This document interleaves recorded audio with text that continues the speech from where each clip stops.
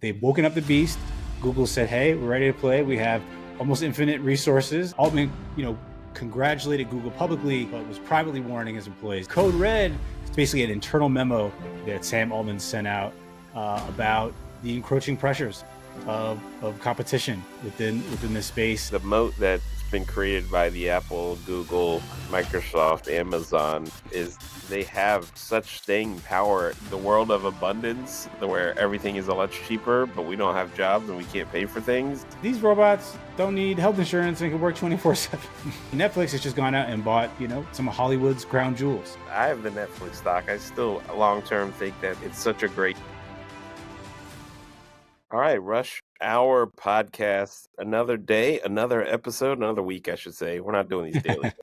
I'm TW's Justin. We've got, we're non-technical people here, but we're talking tech big time. We've got experience all over the place, from IPOs, mergers, acquisitions, startups, failures, unicorns. We've kind of seen it all.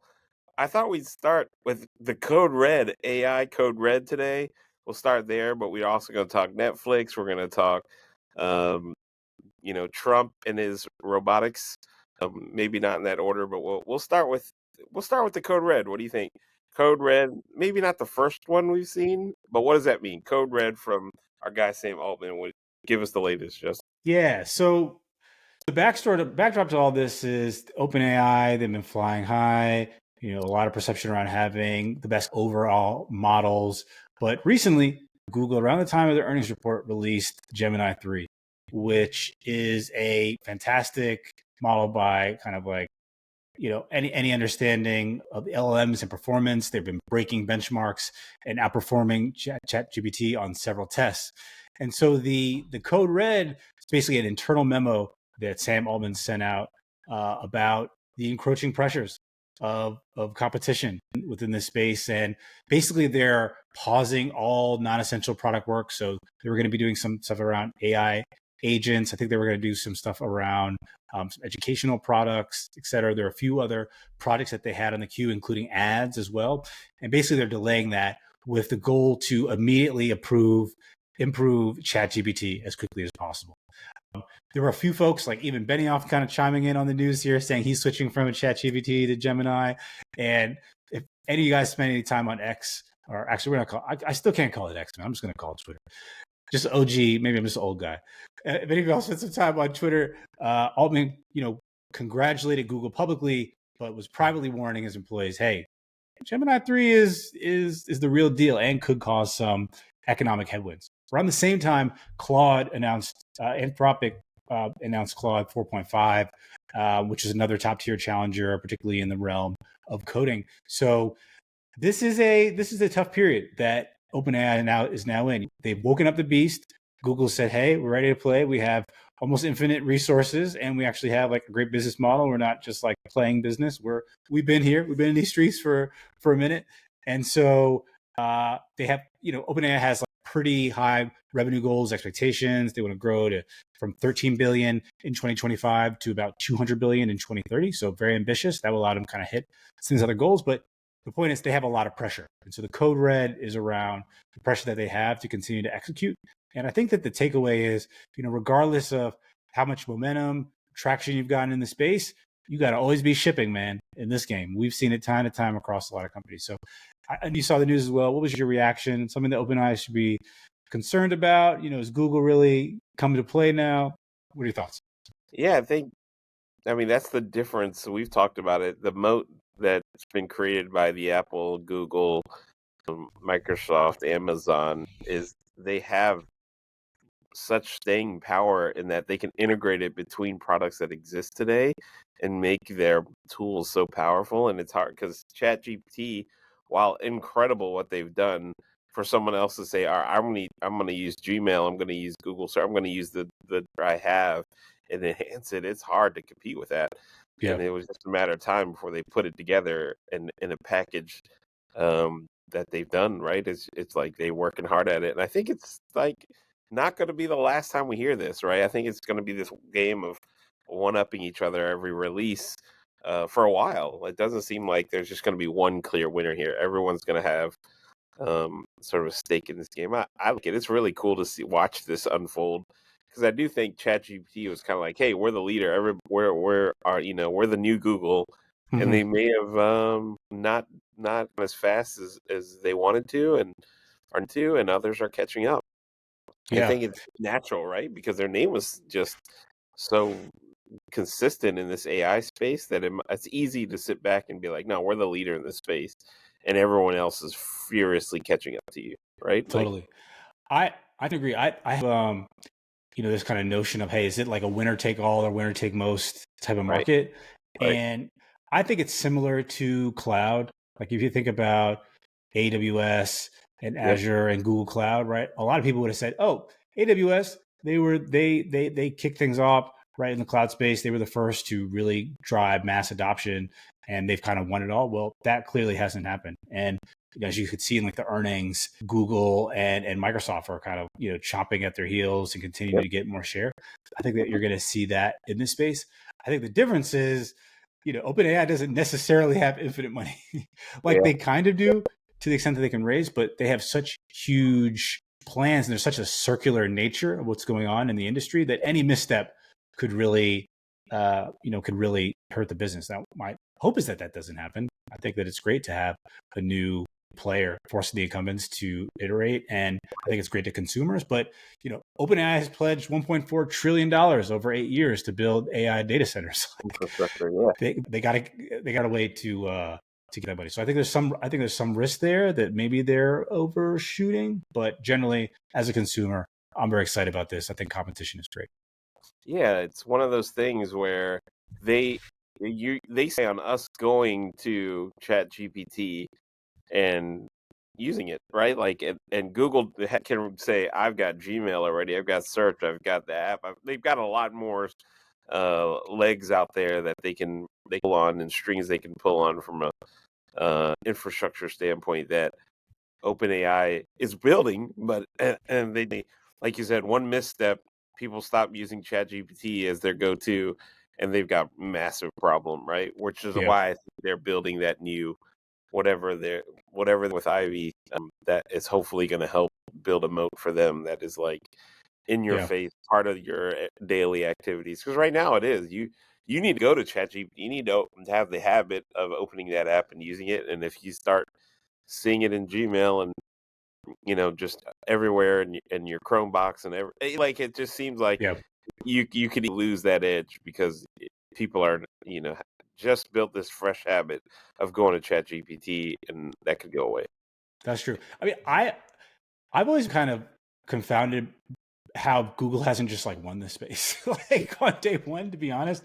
Just the Right, amount of data that they have through all the searches, and then on the video side with YouTube, they just kind of have all the entire arsenal that they need. And right. I've been reflecting on this, and I'd be curious to get your opinion.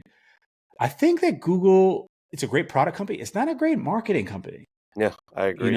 and I don't think they necessarily know how to tap into the zeitgeist in the same way as like Apple, even a Microsoft, and especially like not an OpenAI. And I think that really create an interesting kind of marketing, brand storytelling touch point with the consumer in a way that really resonates, even though they have the like the ecosystem that they've had has been why they haven't been kind of like just the far away winner in the space. Yeah, I think they have great sort of MVP test and learn optimize sort of framework, Yeah, so to speak. But yeah, when you look at the marketing side and the branding side, they don't have the fit and finish of others because I think they run like MVP. Let's optimize. Let's see what sticks, and figure out where to put our eggs, which I think is very different than say an Apple, where it gets really fit and finish, and they internally do the prioritizing and then put all their eggs on what goes out. Whereas we've had glass and we've a lot of products come out over the years from Google that just weren't at that fit and finish level, and they did that strategically, yeah. whether it be the games. I remember their social network. They've just done a lot. Like they have definitely put a lot of bets out there and then invested in what works. And you can't argue that it doesn't work though. because they have, like you said, they've hit a lot, They right? had Like, they had a lot. I'm just saying, like they should have been able to come out and have the verb, right? Like yeah, now, people are just talking about ChatGPT. Where they went with Google is they had the verb, man, Google and yeah, everything. Now you're kind of they like did. ChatGPT, Chatty, all these other names that people have for it. And I think that the listen, all companies have different strong suits. I think ultimately their ability to kind of create an entire, well-run ecosystem, despite the kind of siloed nature of how some of their business models works, is something to be, studied and heralded. But I think that the marketing piece and the consumer touchpoint piece has been a challenge, not only in the Yeah, OpenAI piece, but I even think about Perplexity, right? Like, how is Perplexity able to come out of nowhere and have the same, impact that they've had in the space as well? So not that I'm betting against Google, but I just found it very interesting that they still yeah, haven't quite been able to capture the consumer zeitgeist in that same yeah. way. You're right. Like the from what is, and then making it a little, it's a tweak from what you're asking in Chat GPT versus what you're asking in Google. It's amazing that you're right. They didn't just take over right away with, but we're obviously oversimplifying it because we're not on the tech side. So I'm sure they're like, yo, I can't believe you guys think that way. It's impossible to do what you're asking, but Yeah, right? It's just like you could, I don't know, flip a switch, but integrating the AI right into that search box. They've tried with Gemini a little bit, but it's having it above the fold like that is a very different feel. Like you said, they yeah, have so much more data that doesn't seem to be feeding it the way that you would think. yeah. I think it's getting there. I still think it's early innings, but I'm always fascinated, how these. I mean, not fascinated by how slowly incumbents can move, but just like when you have such a sweet spot, Yeah, created yeah, by virtue of the right. business to miss some of the And execution on that. with the government investing in AI, making it a big deal, like we can right into our next topic. They've kind of said, all right, we're investing in this infrastructure of AI. The next thing that the rumors are robotics. The government is, behind the scenes had a bunch of meetings with all the robotics CEOs and talking about how they can make this a priority and make robotics huge for Americans. I don't want to say pillar, but make it a part of our economy. How does the government invest and make bills and do that? What are your thoughts on that? What have you heard? Yeah, so reportedly, Trump has taken his ISR on going from kind of AI and the models and working with those companies to robotics companies, and I think that there are a fair number of reasons why he's doing that. One is just in terms of like labor force and kind of all the impacts that we can have there, and trying to turn the U.S. into more of a manufacturing giant. I think part of it Yep. is the encroaching pressures of China. Now they're Yep. becoming more of a within the world. I think they operate actually 1.8 million industrial robots, which is about 4x the time, 4x the amount of the U.S. And so they're creating this working group to put together a plan around robotics. And of course, Trump, he's a deal maker. He's going to try to have his hands in it and try to select the winners in space. But I think that overall, what we're seeing now is a transition from AI players to those who are kind of in like AI and machines that operate in the physical world. I think there's been a lot of work done within the context of these models, but not as much done in the physical world, and that's also where we need to win. So, uh, robotics are robots are the physical expression of AI, and I think that's where the U.S. Some big opportunities. If it seems like if robotics is going to be the move for manufacturing, China is the one that should be worried, right? Because so much manufactured in China and other, not just China, but all of the third world countries that depend on manufacturing. It does make sense to, if it's all going to robots, America should here and Mm-hmm. then start doing it, because then you don't have to pay the shipping costs, right? Like, we're the consumer, then we're going to use robotics to create it. Everyone says keep jobs over there. We don't want them. Well, we're about to give them to robots anyway, so we should Yeah. own that. And it seems logically, and maybe this is the world of abundance of AI and robotics that we're talking about, where it's cost cutting. Maybe we made a lot of jobs, but things are going to get a lot cheaper because it's now robots working 24/7, AI doing a lot of the optimization. Maybe this is a path towards that, and trying to keep it all, on soil and of shipping cost reduction, Yeah. employee wages reduction. It kind of makes sense. Maybe this will bring prices down for once. I don't know. Seems unlikely, but I don't know. What are your thoughts there? I I think that is true, and in terms of like nearshoring and seeing kind of like the benefits that can add into our economy. But it also makes me really curious about the political tension that's there around. Hey, we're gonna, the whole piece around Trump coming in this administration, we're bringing manufacturing jobs back here, and you know, we're good. This is a new golden era for that. And now it's like, well, but actually, the robots are going to be doing a lot of Yeah. this. So, the Wow. stuff that he kind of ran on reviving this industry seems to be a very tricky narrative that Yes. the administration needs to tackle. Yeah, it's kind of like saying we're going to raise tariffs. We want to bring this stuff in back to America. And then America's like, I'm not doing that. And they were like, all right, fine, we'll get robots to do it. We'll still bring it back. That's kind of the vibe I get. Like that Yeah. seems to be the flow, the going after, right? Like we're going to bring the jobs back and then realizing Americans don't want those jobs. And then it's like, all right, well, we'll build the robots to do those jobs here on Mhm. American soil. Maybe that's the route. I have no idea. That seems feasible on paper, in theory at least. I just don't Yeah. know I how think that's it's just as simple as these robots don't need health insurance and can work 24/7. yeah, it's you true though. know? Then why have them in China and then have to ship them back here? At that point, I get why Yeah. you'd want it on soil, right? If it's going to be robots, they have to build it, and maybe the robots need to be built in China still because we can't build them. I don't know. Yeah. Um, that's either way. That's interesting.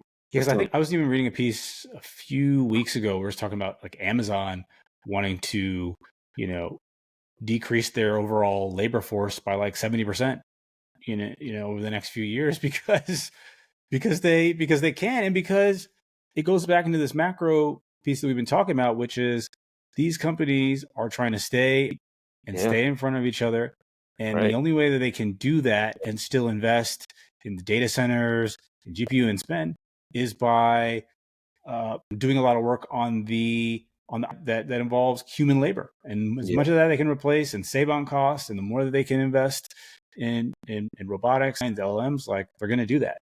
yeah. No, it's crazy. It is old time right now. There are ways we could go with this. I feel like everybody is. I don't know if you want to say on call with this stuff, but they are. Everybody in a place of like we got to figure this out. Everyone's on code red, as Sam Altman says. It's not just an AI. I think everything and every unit, all probably thinking code red. We got to figure Yeah, this out. and it's crazy because, and we talk about this every week, the state of AI, the state of robotics, the state of the change and how people think about jobs and the jobs that will exist and thinking about the future. It's every like 2 weeks. Yeah. Yeah, It's I think so it's pretty yeah, amazing. I don't know if it's a function of us because of this, or if it's just that's where we are today. But I watch a lot of content. I research a lot, and it's like pretty scary. We really don't know. I hear all sides of the story, and it is pretty wild. Like the world of abundance, where everything is much cheaper, but we don't have jobs and we can't pay for things. Hmm. That's one narrative, and the other narrative is it's going to be more efficient, and there will be plenty of job. I don't know what to think. So, but it is something we're gonna have to, kind of navigate our time through this thing. Yeah. Um, and And on the another last, 2 weeks from now will be crazy again. yeah, it'll be something else. It'll be something else. I will say one of our listeners, I won't say his name, reached out to me and said he was listening. He had a little Zoom call, just to talk about him personally, and he said, you know, listening to us has really motivated him, and he Hmm. started his own business. It's consulting, and he picked up 4 clients. He texted me, I mean, like literally 2 hours ago. And he's like, "Hey, I just want to say thank you, Justin, for motivating me to make me think about all this stuff. And I picked up 4 clients, and I'm really happy. And I thought I'd share that with you. It's pretty cool That's amazing, bro. from a listener to like even just using our content to motivate himself and be like, you know what, you're right. I should do this, and he's doing it, and he's really Yeah. found a little niche, and he's got clients, and he said he's doing better than ever. So, shout out, shout out to that. That's cool. I really Keep it love that going. story, man. It's interesting. Sometimes, we'll zen, you know, for everybody out there, like obviously you can see our report, like TW and I, we're just homies, man. So it's just great using this as an excuse to kind of wrap it and hang out each week, but to the we can actually have an impact. That's an incredible feeling, man. So I'm really glad some people getting some value out of our conversation. It's really cool. On the last topic, on AI changing everything, content, Netflix buying Warner Brothers. I know there's like intricacies to this deal, but what are you? I think trading actually froze for Netflix because of this deal. But Wow. what did you see? What did you hear? I know CNN is not part of it. I don't know, TNT is not. Yeah. What's the break? So there's a deal today for those who haven't heard about it, but I'm sure you will. There's an $83 billion deal where Netflix is set to acquire Warner Brothers Discovery. Now, it still needs to be approved with regulators, et cetera. We'll see how that works, but it's a cash and stock deal that brings in Warner Brothers Discovery as well as HBO Max, and some film and TV assets. CNN, TNT, and Discovery will get spun into a separate entity called Discovery Global. But essentially, Netflix has just gone out and bought, some of Hollywood's crown jewels. They already had some, Netflix is already kind of winning awards, has some great IP, but now they have even more. I think Harry Potter, Game of Thrones, Friends, like a number of other Sopranos, Entourage, etc. They now own all this IP, and what they're becoming more is not just like a content distributor, but their own content empire owner, for lack of a better term. And so Hollywood is changing super fast. We talk about this all the time, and linear TV is kind of collapsing. And so there's been a lot of around legacy media who is going to actually acquire Warner Brothers Discovery. I think that like Skydance, Paramount, and some other players were also trying to get in there, but Netflix ultimately pulled it. I'll see what happens with antitrust and regulatory piece, but this is a huge deal within Hollywood and the entertainment industry. All this consolidation that's been happening over the last 2-3 years, and it doesn't seem to be stopping, which is really fascinating. Oh, that's amazing! It's a perfect opportunity for me to shout out David Hampion. He gave me this hat, Field Vision, but he does work on GTM plans for content companies out there. So, he started Amazon Music. He was at Twitch. He's doing a bunch of sports and content and entertainment businesses now. So, take a look at them, Field Vision. I know I just thought of that, rocking hat. So shout out Hampion.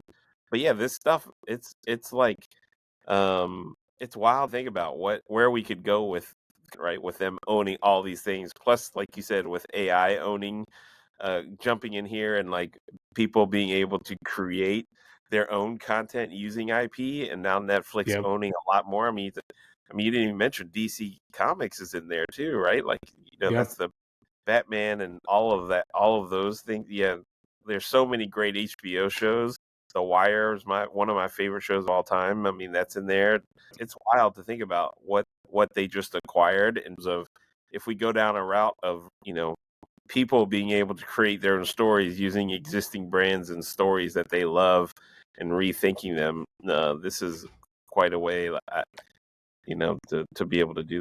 Yeah, I agree with you. I'm going to play the devil's advocate point, which is I've heard, well, Justin, you think that like they're getting access to IP and consumers are going to be able to, leverage it on the platform, maybe some creator economy generated through Netflix and people having access to this. They say, well, a big part of the IP is you have this established IP, you have this narrative arc and lore that's understood by everyone. And when you begin to kind of cut that up, you lose the brand equity and you lose the kind of continuity of those stories, and that's the real value. So if someone were to kind of push that point to you, I think we more or less agree. But if someone kind of used that as a devil advocate point, what would be your response there? I mean, of that lack I of agree continuity? it's possible, but you have to think the other side is possible too. I look at, what happened with Star Wars back in the day, where they recreated and people hated on Jar Jar Binks and all this backlash. Then you look at something like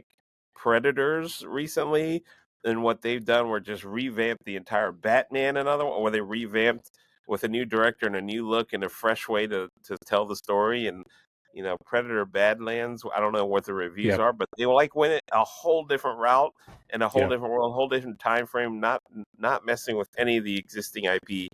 Um, but taking a new look at it and getting really positive reviews and maybe reviving that line, I think it's really cool, and it gives all of these another opportunity to collaborate and cross promote and think about, spin-offs and all. You've got a whole new sort of generation of content creators and directors and producers and writers that are going to make creative things for these new mediums. And I think Netflix really like is creative, and we're going to do episodes, we're going to do 2-hour movies, we're going to do 3-part series, we're going to do, they really like let their creators decide what works and what doesn't. And I think that's a huge strong suit for, especially kind of HBO used to be that back in the day, Yeah. Sopranos and the others. Like you hear directors say, "Oh, HBO let me do it the way I wanted to do it," and you hear that a lot. I Right. know Chappelle said that with Netflix. They really took care of him in terms of giving him creative direction. And I think getting more IP under a culture that allows you to sort of spread your wings is going to be super helpful. That would be my argument. But yeah, it could go the other way too, right? If you do a ton of stuff that looks terrible, that feels Yeah, terrible, it's it's a going create slop. to, yeah, I don't know. I feel like there's going to be a lot of slop that's out there on all these platforms, but I think of these platforms and the capabilities and where, AI and video generation is going 2 to 3 years from now. I think you're going to be able to create Hollywood level content through yeah, through prompt engineering. Now, I think you're still going to have. I think the best content is going to come from the people who yeah, have a background in the space and understand story arcs and understand lighting and understand how to kind of set the right the ecosystem and tell narratives. But these people didn't necessarily have the money for Hollywood studios and access and right, paying for everything that it takes level of content. Now they're just going to have that at their fingertips, and I think it's going to be a golden era of content creation. And then Netflix may become is just a distribution platform for all yeah, that. Imagine having like a Reddit style upvoting system of content of people who are creating this new amazing spins. And if you're concerned about what's going on with the brand piece, which I totally understand, if you even look at like Sora as a platform as part of OpenAI, they have guardrails. So people who put up their likeness on there say, well, you can't use it in this scenario or that, et cetera. I think that would finely tune. And then it creates a playground. And yeah. whether it's Netflix or somebody else, I feel like that will happen because I think that's what consumers are going to ask for. I think they're going to be really interested in being able to fully put their hands on all the tools and mold the IP into what they want.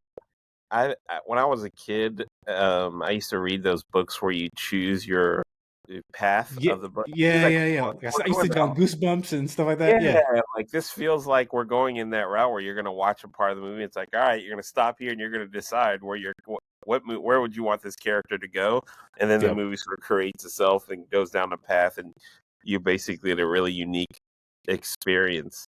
That seems possible now, right? You could yeah, imagine redoing Breaking Bad where you get to decide what Walton or Jesse or whatever, like why they do this, they should do this, and then they actually do it, and then you get to go down a yep, path and create a whole nother show based on what you think they should do, which yeah. it could be really fun. It's really interesting because I think a lot of the conversation around white collar workers, especially folks in the creative space, hey, these tools are going to replace you, and Yeah, you know, uh, your skill set isn't as valuable. I actually think it's more valuable than ever, yeah, to totally. be honest. And it's just Yeah, about using these tools because if you understand how to create good content, and now you can just supercharge that, right, you just have a whole nother kind of toolkit of right. capabilities Yeah, at your disposal, which is incredibly I powerful. think I think the saying back, before all of this was, ideas are a dime a dozen.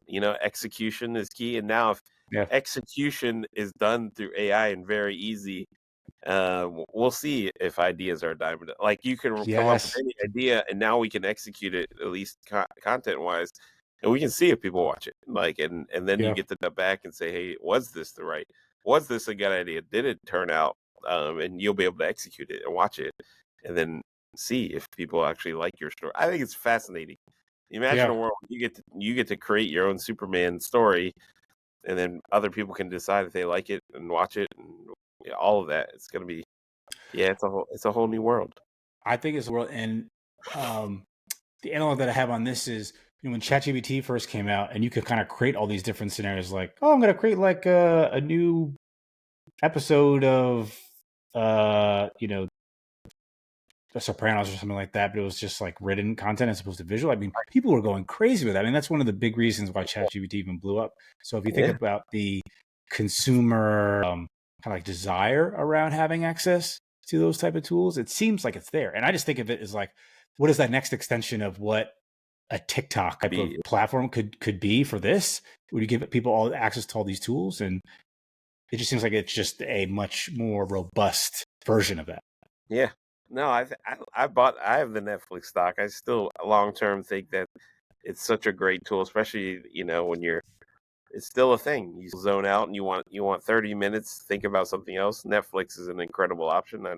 I know we love YouTube as well, but I still think Netflix has a really great plethora of IP that you can just sort of zone out and veg on. It's pretty cool.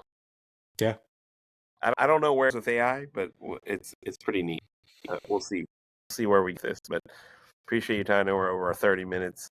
This was great. Until next week. Until next week, brother.